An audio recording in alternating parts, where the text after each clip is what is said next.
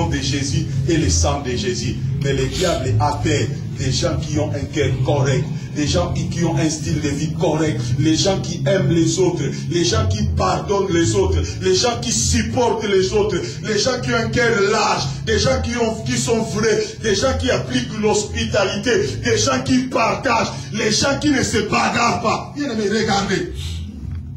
Bien-aimé, Paul savait que s'il les amène selon l'église d'aujourd'hui, frère, tu verras dans la même église, hein, il y a des sœurs qui se disputent le pasteur. Est-ce que vous trouvez ça normal? Hein? Celui-là va être à côté du pasteur, celui-là va être à côté du pasteur, celui-là va être à côté, celle-là va être à côté du pasteur, celle-là. Tu vois, hein, les jeux de la chaise musicale. J'aime bien quand mes enfants le font, les jeux de la chaise musicale. Donc, on se tourne. Celui qui s'assoit, le premier qui gagne. Maintenant, hein, dans l'église, les gens se surveillent. Les gens se surveillent. Ça devient comme la politique politicienne. Les gens se disputent des postes. Maintenant, le leader devient comme le président africain. Donc, il est en train de manipuler tout le monde.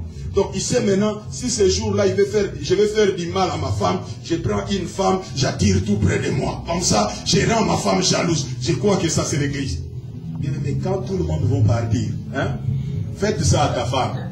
Faites souffrir ta femme. Quand tout le monde va partir, hein, tu vas rester qu'avec elle.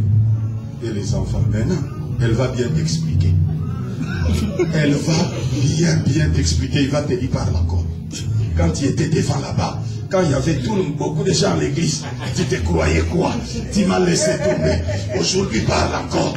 On va voir. Recommence encore. Là, ces jours-là, je vais manger. Je dis, la cuisine est là-bas.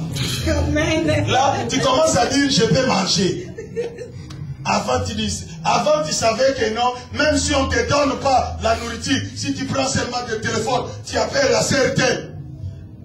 Dans les 5 minutes qui suivent, on te dit, il y a à manger, viens manger.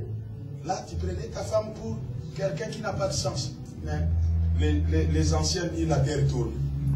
Faites attention, frère. Faites attention. Paul savait que s'il amène les frères à Éphèse, comme l'église aujourd'hui, ils allaient échouer. Frère, on échoue parce que nous avons une armée remplie de distraits. Hein? Regardez, même si on dit aujourd'hui on va gêner, il y aura quelqu'un dans les groupes qui fera un effort de ne pas gêner. Et le soir, quand on viendra pour prier, il vient, il est en train de crier. Vous croyez que c'est l'onction du jeûne, alors que lui, il a mangé, vous n'avez pas mangé, vous êtes fatigué. Frère, nous sommes en train de rigoler, mais c'est ça l'église que nous avons. Nous allons gagner ce pays à quel moment? Nous allons gagner ce monde, hein? Comment? Frère, Paul les entretenait. Donc cela veut dire, il discutait avec eux d'une manière intelligente pour changer leur mentalité, pour leur donner la compréhension de comment on vit avec Dieu. Bien-aimé, Dieu a créé l'homme à l'image et à son image et à sa ressemblance. Il a créé un Dieu en miniature. C'est ce que l'homme a perdu dans le jardin. On fait une grande révélation. Dans le jardin, hein, l'homme n'était pas perdu, mais il avait perdu quelque chose. Dans le jardin, l'homme n'était pas perdu. Qui peut me dire pourquoi l'homme n'était pas perdu? Parce qu'il était tombé.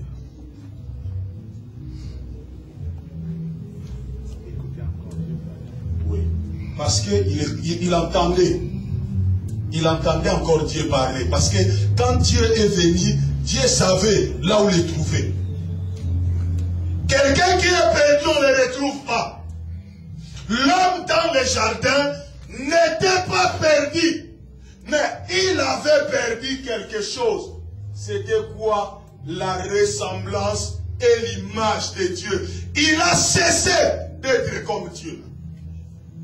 Et quand Christ est venu, il est venu nous ramener à la maison. Ramener l'homme à la maison, redonner à l'homme la nature de Dieu. Lorsque l'homme reçoit Jésus comme Seigneur et Sauveur, voilà pourquoi on parle de la nouvelle naissance. La 2 Corinthiens chapitre 5 verset 17 dit, si quelqu'un est en Christ, il est une nouvelle créature. Les choses anciennes sont passées, voici toutes choses sont devenues nouvelles. Il est redevenu comme Dieu. Mais parce que l'Église lit la Bible très mal, ou ne lit pas la Bible, maintenant on vit comme des mendiants. Vous savez, mon fils n'a pas besoin de mendier pour avoir quelque chose de ma part. Si ton fils devient mendiant chez toi, c'est un grand problème. Mais beaucoup des enfants de Dieu vivent aujourd'hui comme des mendiants.